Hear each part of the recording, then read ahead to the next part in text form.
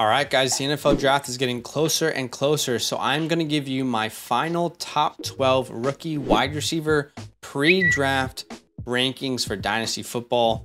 Do me a massive favor, drop a like to show some support, subscribe if you like Dynasty content, and I want you to comment down below who you think I'm the most wrong on while I'm doing this video. Hey, let's start with tier 4 here, and I'll just be honest about this tier number 4. I'm personally not very interested in any of these wide receivers in this tier 4. It's not that I'm gonna avoid them completely, but I'm most likely at their ADP going to be drafting running backs in this year's rookie drafts. I'm just gonna be completely honest and transparent with you guys from the very beginning here. But if you want updated Dynasty rookie rankings after each day of the NFL draft, go to flockfantasy.com/land, use our code LAND, L-A-N-D, for 30% off, and you'll be ready to dominate your rookie drafts. Okay, at number 12, in fact, I'm gonna call this 12A and 12B right now. I have these players tied. That is Rashee Rice, and he's probably one of the biggest fallers for me since we started this process, but there's definitely some flashiness on film as an athlete, no doubt. But what really buried him for me was Matt Harmon's reception perception profile. And you're gonna hear me reference Matt Harmon quite often. He is just one of the best at scouting wide receivers in the industry. Without a question, his process is sound. I look at his information, and if it doesn't line up with mine, I want to reassess. And Rashee Rice is one of those players who I had some concerns about, and they were exaggerated, probably rightly so, by reception perception. But even Matt Harmon himself says Rice's success rate versus man and zone coverage are among the lowest recorded for prospects in the reception perception database. If you look at his success rate versus man coverage, that is first percentile, which is the worst possible that you 45.7% success rate versus man coverage. Awful. Like, these are awful numbers. Man, zone, press, it is rough. And if you look at his success by route profile as well, again, not very successful on many routes. And that just goes to show that he is not a very nuanced route runner. And while there is great athleticism, he had a 9.53 relative athletic score, tested really well. That athleticism can only get you so far. At the collegiate level, you're able to dominate because you're playing players who just aren't the same athlete as you, but you head into the NFL, you can't rely on that athleticism alone. He's currently projected to be going in the 3rd round of the NFL draft as the 8th wide receiver off the board. My pro comps for him, my ceiling, I'm looking at like a Pierre Garçon type player, floor Michael Gallup. Again, I really like Rashee Rice, and I think he could be one of those guys who's a fine wine who kind of develops with time, but he has a very limited route tree, not a very good separator, and it's only like these flashes on film. So he's not a complete prospect. I'm kind of out, unfortunately. Okay, at 12B, kind of tied with Rashee Rice, and again, I'm kind of out on these guys. Kayshon Boutte, as we say here on the channel. Dude was a superstar, or looked like he was going to be a superstar in 2020, but he has regressed every single season. Good versatility. You can line this guy all over the field.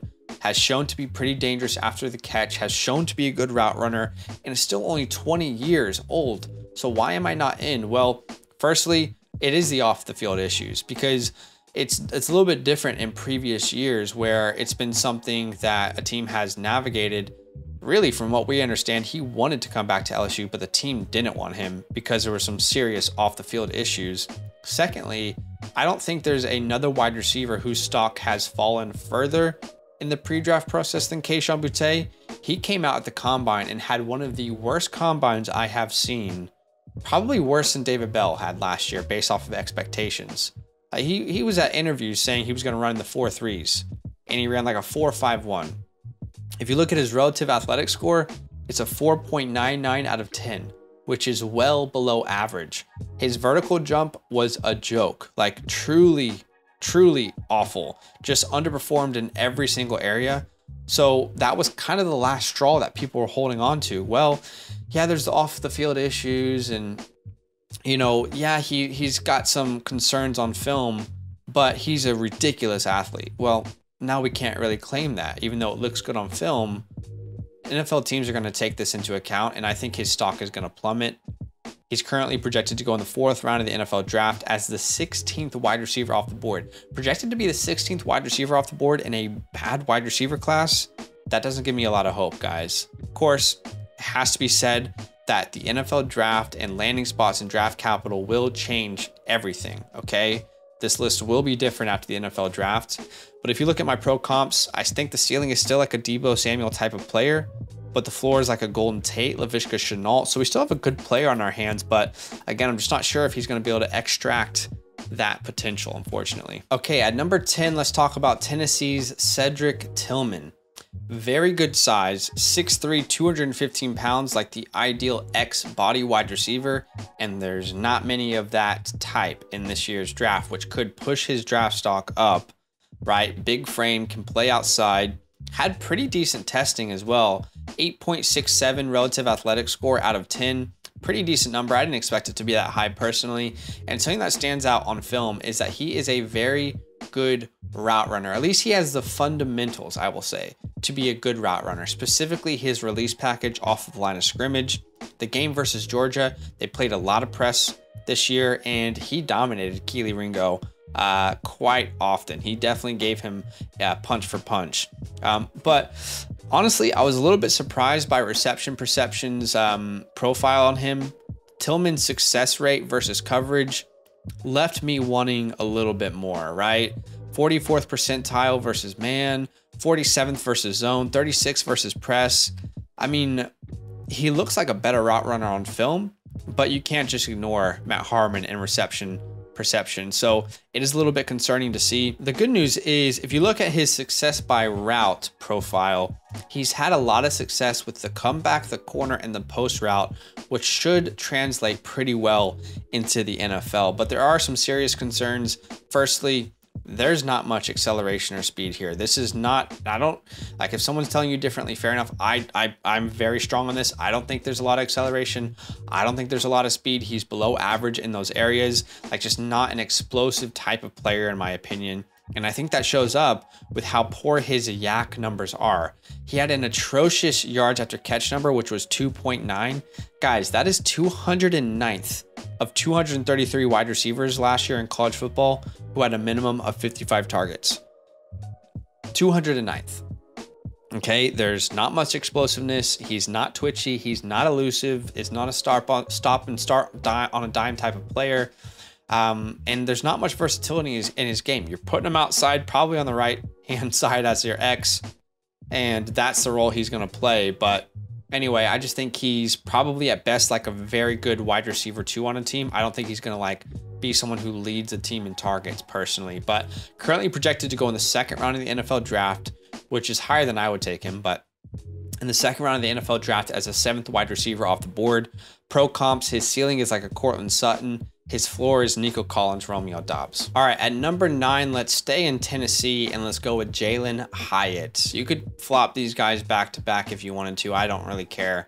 I don't have interest in them, to be 100% transparent with you guys. But back in December, a lot of people had this guy as like wide receiver 1, 2, or 3, and I was very off that. I was kind of known on YouTube as like the Jalin Hyatt hater, but I just felt like his film showed a lot of flaws, and I didn't think he was going to translate to the NFL. But first, let's talk about the good. Great speed, obviously a vertical threat, likely going to be drafted high in the NFL draft. Projected to be a 2nd round pick and the 5th wide receiver off the board. So you can't just ignore that. But the concerns are just so heavy for me with Jalin Hyatt. He's a player that I want other people to draft in my rookie draft, so other players fall down to me. And specifically, when I look at Jalin Hyatt, like there's no elite traits as a route runner. He's not elite after the catch. He's not a very good open field player. In short, I just think that he won in a very specific way, and it's unlikely to translate into the NFL or for fantasy success rather. And Reception Perception notes that Hyatt lined up in the slot 89.2% of his sampled snaps and was off the line for 91.9% of the time. And from watching Jalin Hyatt's film, I know exactly what he's referring to there. It's those stacked formations that Tennessee uses, which is just not an offense that is implemented in the NFL, which just consistently gave Jalin Hyatt free releases off the line of scrimmage. In fact, reception perception notes that Hyatt only saw press coverage on 4.8% of his sampled routes. 4.8% he saw press, and he didn't succeed versus that small sample size either.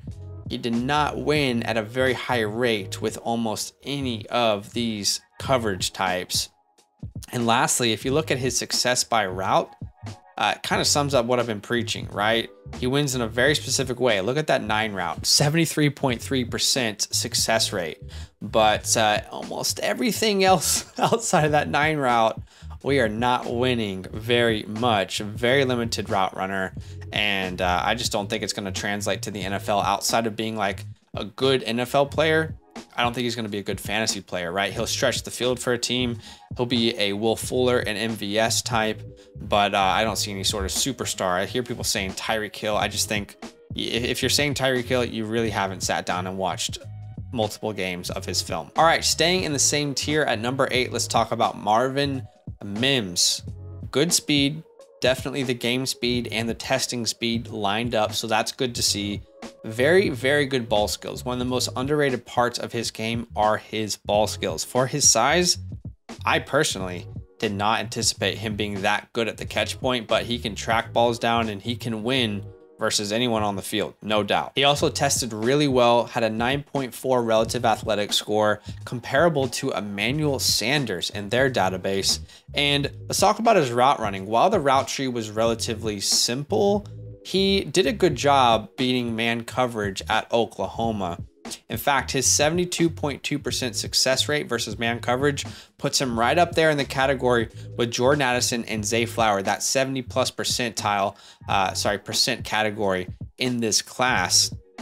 However, his zone and press coverage success rate was pretty disappointing. Only the 32nd and 29th percentile. And there's a lot of unknowns versus press because he only faced 3.6% versus press coverage. But again, in press coverage with the small sample size, did not win very much. One deep, but not as much over the middle of the field, right? Had a lot of success on the 9 route, post, the corner, and stuff behind the line of scrimmage, but in the middle of the field, he didn't really show a lot of success in his route tree. But the concerns for me, firstly, is a dominator rating. I mean, a 21% dominator rating for a guy like Marvin Mims, who was supposed to be a superstar coming out of high school. At his best season, he averaged 4.3 receptions a game. And in 2021, it was 2.5 receptions per game. I mean, do we really think that this is going to be a player that ends up being some sort of reliable starter on your fantasy team? And when you look at his size, like, what will his role be in the NFL? Lastly, as a yak receiver, I personally don't see much success after the catch. I think if you look at his yards after catch purely as a number, as an analytic, what you won't see is the film where a lot of his yak comes from, catching the ball and he's wide open. But as far as like creating for himself, I don't see that much in his game. Currently projected to go in the 3rd round of the NFL draft as a 9th wide receiver off the board. My pro comps, I got a little Emmanuel Sanders, a little Braxton Berrios, a little Kiki QT. All right, at number 7, and we're still in this same tier 4 here, guys. Shout out to Chris Sims. He got me hooked on this guy a little bit. Michael Wilson, okay? Let's talk about the good. The size, again, we talk about it with Cedric Tillman, a class that has a lot of undersized wide receivers. Michael Wilson gives you size at 6'2", 213 pounds. He's a really well-rounded athlete. In fact, he scored a 9.55 relative athletic score, which kind of shows up in his film. He's a really well-rounded athlete, I would say. He's kind of like a poor man's Michael Thomas when you look at the film. You can see a base to work with as a route runner, specifically with his release package. I think he could, keyword is could there, develop into one of the better route runners in the league. And if you look at his pro day, which again, I don't want to take too much from, because I think the pro day, for the most part, is something that you should ignore. Not completely, but you shouldn't put too much stock into it. I think you should put more stock into analytics and film and the combine. But at the pro day, his name was spreading like wildfire, and for good reason. But if you look at the concerns, the health has been a huge concern. Like, he just has not been able to stay healthy. He's a late declare, has played 5 years in college, and doesn't have the production really to back up him being my wide receiver 7, right? It's with Michael Wilson, it's just all off of the raw potential of this player. But if you look at the NFL draft, he's currently projected to be the 15th wide receiver off the board in round 4. By pro comps, I think the ceiling is, again, a poor man's Michael Thomas, and the floor, again, very, very low for this player. This could be a complete nobody, in the NFL. The last player in this tier 4, and I'm going to show a little bit of my bias here, but it's the pre-draft rankings. It will change after the NFL draft. Let's talk about Xavier Hutchinson, my favorite sleeper wide receiver this year. According to PFF last year, he was the 4th rated wide receiver. He also had the 4th rated grade for passing routes out of 199 wide receivers who had a minimum of 55 targets. He was a proven offensive feature for Iowa, 161 targets, which led all of college football. He was top 10 in receptions and receiving yards, and he's a very good route runner. To me, that's what really stands out when you watch Hutchinson's film. He is an advanced route runner, great manipulator of coverages, great release package off the line of scrimmage. In fact, I mean, you watch 2 or 3 games, you'll see defensive backs are scared defending this guy. They're genuinely scared. They have no idea what sort of, toy he's going to pull out of his bag of tricks. Good hands, special body control, and the size, again, in a class that's very undersized, for him to be 6'2", 203, that's a good frame. The versatility is also there. Played 70% out wide in 2020 and almost 30% in the slot. This is a player that I feel very strongly whoever drafts him will get an incredible football player. Now, does that develop into a fantasy star? I don't know, but I think that the potential is there. I just don't know if the draft capital will be there, and that concerns me. Other concerns, he's 22 years old, so a late declare, late breakout age, former JUCO player, and I have no idea what the NFL thinks about him. He's currently projected to be the 19th wide receiver off the board, and I'll tell you what, if he is, I have to move him down my rankings. I fully acknowledge that. I just want to take one last chance to talk about Xavier Hutchinson and hope that the NFL sees him the way I do. His ceiling comp for me is Adam Thielen and Tyler Boyd, and his floor is like a Paris Campbell type of player. I really love him, and man, I hope he gets 3rd round draft capital so I can still talk about this guy after the NFL draft. Okay, let's move into tier 3, and this player is on his own for me in tier 3, and that is Josh Downs. Let's talk about the good for him. Huge numbers in college. In fact, he had a 35.6% career dominator rating, which is sexy. That is what you want to see. A great number. Above average speed, so he's definitely a threat over the top of defenses. Above average route runner. Specifically, when you look at reception perception, he was really great versus press. He found success 76.9% of the time on that specific coverage, press coverage. Now, granted, he only faced it 8% of his routes in this sample size, but 76.9% success versus press is 86th percentile. That is a number that is better than a lot of your favorite wide receivers in this class. And he's also a very nuanced, experienced route runner. If you look at his success by route profile, there's a lot of green check marks there. There's a lot of, okay, he's successful with the out route, the comeback, the corner, the curl, the slant. Like, he's a very nuanced route runner, and you see that both on film and with Matt Harmon's reception perception. And lastly, ridiculously good hands. For his size, it's the numbers that he's put up as a contested catcher is ridiculous. 72.2% contested catch rate, which is good for 9th best in the country. Very impressive, again, given his size. The concerns are obvious. He's 5'9", 171 pounds. But look, the NFL is getting smaller and quicker every year. Like, every year, it's continually getting to that point. But again, played 82% in the slot. He's likely only going to be a slot guy in the NFL. And this might be controversial, but I think this is where I can't put him in the tier 2 with some of these other guys that I really like. His yak on film wasn't impressive to me. I don't know. Like, I think if there's a clear blocking and opening lanes after the catch, he does well, but I don't see some sort of like ridiculous playmaker or creativity after the catch. I just don't think he's a special yak receiver. I think he's a great route runner and he'll get open, but I just don't think he's going to create all that much after the catch. And it's just my personal opinion, but the draft capital is there, at least projected to be. He's projected to be the 6th wide receiver off the board in the 2nd round. I compare him a little bit to Tyler Lockett, a little bit to Hollywood Brown, but his floor is quite low. I'm thinking like a KJ Hamler type of player. Okay, let's get into tier 2 here. And my tier 2, I have lower expectations than previous classes, but I'm no doubt all in as like a late 1st round pick for some of these players, okay? At number 4, let's talk about Jordan Addison. I've been a little bit lower than Addison than like your typical person, but let's talk about his strengths. I will say route running is a strength because he's an extremely impressive route runner in almost every area.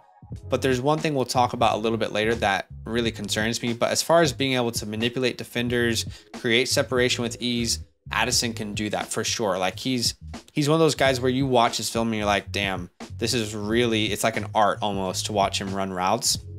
Really good production, huge numbers at 2 different programs. At Pitt, played mostly in the slot, put up huge numbers with Kenny Pickett. At USC with Caleb Williams, played much more outside, put up huge numbers. So that's nice to see. I mean, even from the age of 18, he was putting up big numbers. Some concerns. I never saw elite speed on film, and I think that the combine kind of proved that. And these next 2 ones are the ones that specifically concern me a lot about Jordan Addison. His yak game is not impressive. Like, there's no calling card for him after the catch where he can extend plays. He's not as elusive as I thought he would be. I just consistently wanted more for him after the catch based off what I saw on film. And then secondly, it's his strength and size. I'll read you a quote from when I first scouted him back in December. And the quote goes, "There are moments where Jordan struggles to fight off defensive backs on different levels of a route due to his lack of strength. This is specifically shown on film in the Utah Conference Championship game and typically happens in press coverage." Well, now we have Matt Harmon's reception perception and his 51.1% success rate versus press in that profile would seem to line up with what we saw on film.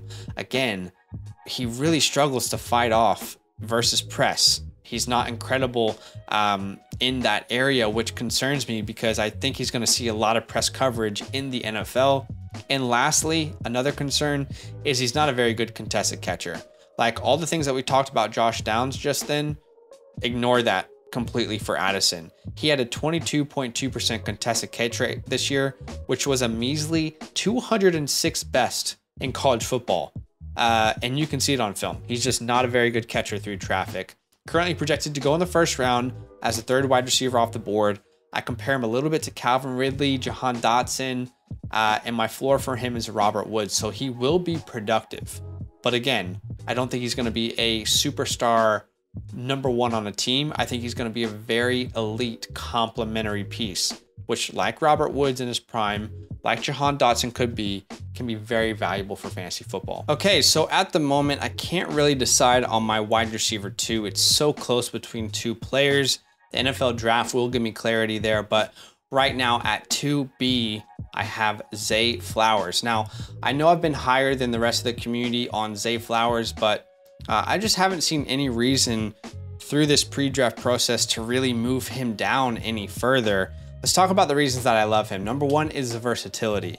And I think based off what we've seen from his reception perception profile, that versatility will translate to the NFL. You can line him up in the slot, you can line him up out wide, you can line him up as the X or the Y. He truly can play all over the field. Very, very good speed we saw on film. So the game speed was there. And then the testing also backed that up, which is what you wanted to see. Very good after the catch. We talked recently about how Josh Downs and Jordan Addison, I felt like I wanted more from them after the catch. The opposite can be said here with Zay Flowers. He is a special player once you get the ball in his hands into the open field. Something I noticed about him, he has a very high IQ in the open field.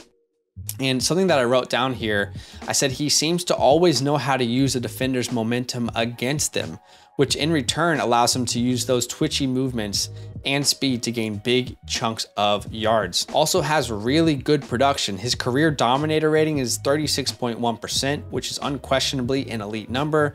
And don't discount Zay Flowers' route running ability. I think that's something that's often overlooked.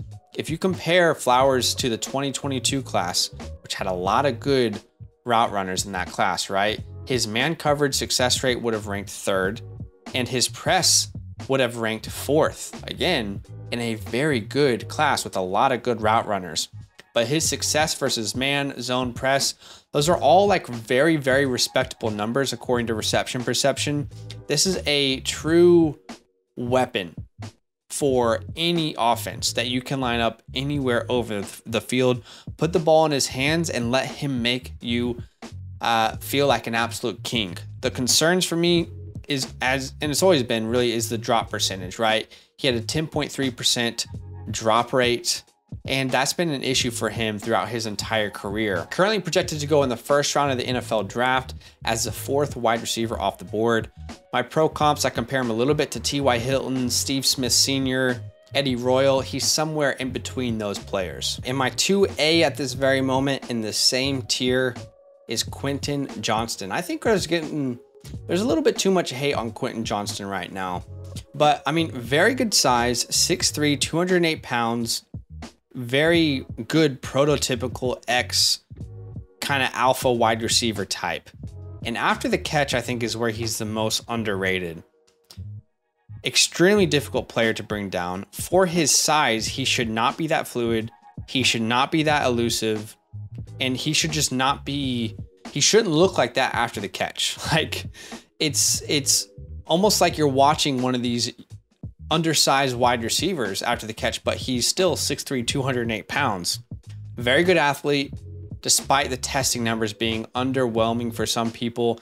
I think a lot of people get too hung up on this 40-yard dash nowadays. If it's not a 4.39, they think it's like just not good, not a good number. But if you think about your favorite wide receivers in the NFL today, I bet you most of them didn't run over like a 4.45 or so, if we're being honest. And something that I really enjoyed looking at was his reception perception. His success was better than I anticipated, specifically versus man coverage. He saw success in 74.8% of those routes. That is 85th percentile, one of the best numbers in the last 2 classes. The concerns are obvious, right? The body catching, we see it far too often. He has a limited route tree. He needs to improve on his curls, his comebacks, his digs. Like he's a very limited route runner, but if he can improve in those areas, he definitely could be the best wide receiver in this class, right? The ceiling is high, the floor is low, will be probably a 1st round wide receiver, one of the 2nd or 3rd guys off the board. My ceiling comp for him is D-Hop and T. Higgins. My floor is Mike Williams and Martavius Bryant. And honestly, either side of those comps are possible. He could be the best wide receiver in this class. There's a possibility he's not even top 5. So there's definitely some risk, but I really like this prospect. And let's see what the NFL thinks about him. Because if he lands in a spot that we all like, I bet you a lot more people are going to start jumping on board. But here in tier 1, all by himself, he's been my wide receiver 1 since day 1 in November when we started scouting this class, is Jackson Smith-Njigba. Broke out at the age of 19. In 2021, he posted an 84.8% reception percentage, which is elite, unquestionably.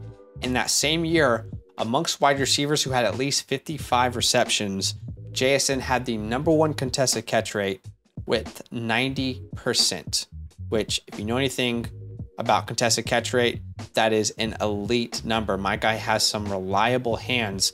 For reference, Garrett Wilson was at 61.5%. Chris Olave was at 62.5%. Drake London was at 65.4%. Like, he was unquestionably elite in that category. And if you look at his drop rate, it was 5.9%, which was also better than both of his teammates, Chris Olave and Garrett Wilson, in that same year. And two areas that JSN absolutely thrives in. First is the yak game. In 2021, he put up 8.3 yards after the catch per reception, which was 10th best in the country. Of all the wide receivers in last year's class that you know very well, only Jameson Williams and Treylon Burks, who were just dominant at the collegiate level, were higher than him. And his teammates, Garrett Wilson and Chris Olave, they didn't even crack the top 50 in that metric. Talk about his yards after the catch, and his best attribute unquestionably is his route running ability. Easily the best route runner in this class, unquestionably. Is just as good as his former teammates, Chris Olave and Garrett Wilson. In fact, he could be better. I mean, Garrett Wilson and Chris Olave both said he's probably the better receiver of us three. They literally said that in an interview. But elite release package off the line of scrimmage, can get open in the blink of an eye. Very good manipulator of coverages. And if you look at his reception perception, 56.5% of his routes came from zone coverage, where he had a very good 81.4% success rate. Even more impressive is his 75% win rate versus man coverage, a number that is better than any wide receiver in last year's class not named Chris Olave. And while it's a small sample size, his 83.3% success rate versus press coverage is unquestionably elite. It's like 97th percentile elite. So to me, I've been in love with this player since day one. And if he's only a slot wide receiver, like a lot of you guys are saying, then fine. Okay, I'll be wrong. Maybe he is, but he'll still be productive at the next level. However, based off the film and the analytics, I don't see how he can't translate to the outside as well in the NFL. Going to be the first wide receiver drafted, I believe. My pro comps for him is Cooper Kupp, Keenan Allen, Larry Fitz, Amon-Ra, kind of blended in there somewhere in between. And his floor is a Tyler Boyd type player. You're getting an extremely high floor and a player that I think is going to put up huge numbers in the NFL, no matter where he's lined up all over the field. He's clearly the best wide receiver in the class in my mind. But hey, that's my top 12 pre-draft rookie wide receiver rankings. It absolutely will change with the NFL draft, with draft capital. So I hope you enjoyed watching it. Do me a favor, drop a like to show some love. Subscribe if you like Dynasty content. And it's almost 2 a.m. here. I probably need to get some sleep. So thanks for watching, and I will see you guys in the next video. All love. Now that those idiots are done talking, who needs some rankings? Hell yeah, I need some rankings. Then use promo code LAND, L-A-N-D, for 30% off any membership at flockfantasy.com. Oh, it's so easy. Even your grandma could scan that QR code right there.